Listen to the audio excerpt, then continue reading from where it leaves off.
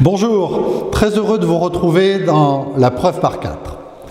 Cette semaine, je vais vous parler du souverainisme, qui n'est pas le culte de l'État à tout craint, comme l'a rappelé récemment Michel Onfray sur CNews. Au contraire, il s'agit de redonner la parole au peuple, donc de permettre aux métiers et aux territoires de s'organiser entre eux sur des sujets non régaliens. On voudrait nous faire croire que la crise actuelle augure le monde d'après. J'en doute. Un paradigme ne se décrète pas, il évolue à l'aune des aspirations, des valeurs et des interactions sociales, autour d'un sujet central, celui de nos projets de vie. Il se construit avec nos envies, nos goûts, nos valeurs et nos rêves. C'est le sujet politique par excellence, ce sera celui du parti, les 4 piliers. Il est celui par lequel s'exerce la première des libertés, celle de vivre là où nous voulons vivre et de bénéficier équitablement des services publics dont nous avons besoin, loin des métropoles, malgré leurs promesses de smartitude, de résilience ou d'inclusion. Pour mesurer le désamour à l'égard des métropoles, écoutons les Français plutôt que les spécialistes. Quand on les interroge sur le mode de vie auquel ils aspirent, 41% préfèrent vivre dans un village, 43% dans une ville moyenne et seulement 13% dans une métropole. Leur déclaration corrobore un triple phénomène. L'obsolescence du modèle métropolitain dont les dérives percutent le progrès. Une réconciliation avec la nature et le bien-être comme déterminant avec l'arrivée de nouvelles technologies qui changent en profondeur notre relation avec le travail et la géographie. La métropolisation participe d'un aplatissement du monde.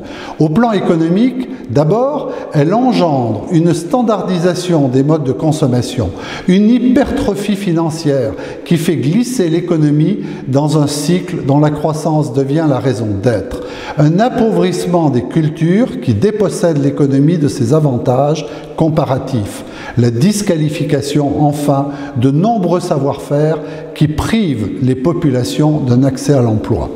L'économie est indissociable de ce qu'elle permet à chacun de vivre dignement. Or, la métropolisation ignore la diversité des talents. Au plan social, le fait métropolitain porte en germe l'isolement. Partout, le constat est le même. La densification produit plus d'individualisme que de confiance et de solidarité. Elle contraint l'espace vital au détriment de l'hospitalité. Les relations sociales s'artificialisent.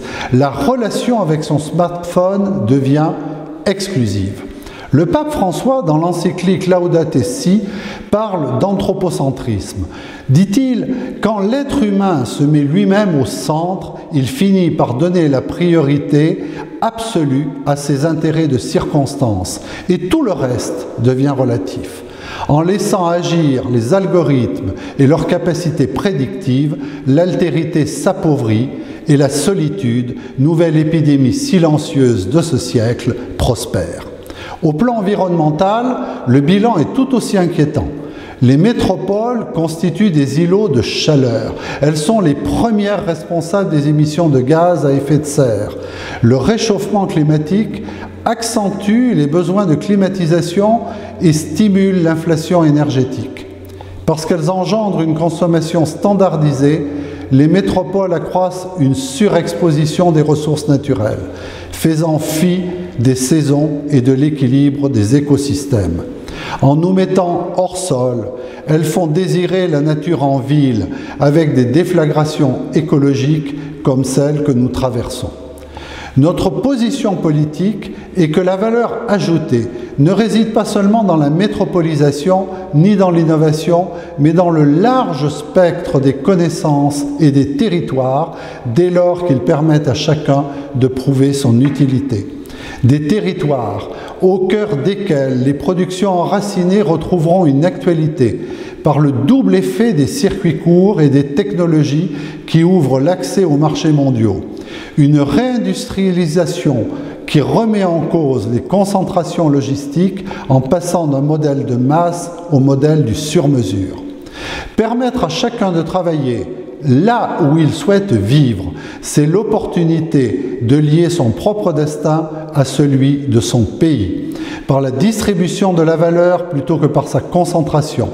Or, notre organisation, bâtie selon un centre et une périphérie, n'assure plus cet équilibre. Elle résiste à l'architecture en réseau qui structure le monde et à l'aspiration au bien-être des populations. Toutes les innovations vont progressivement nous libérer de la densification urbaine. Le travail, les loisirs, la santé, l'éducation, la consommation s'affranchissent. Ils deviennent accessibles dans les meilleures conditions, là où nous avons envie de vivre. Oui, le monde de demain ne sera pas métropolitain.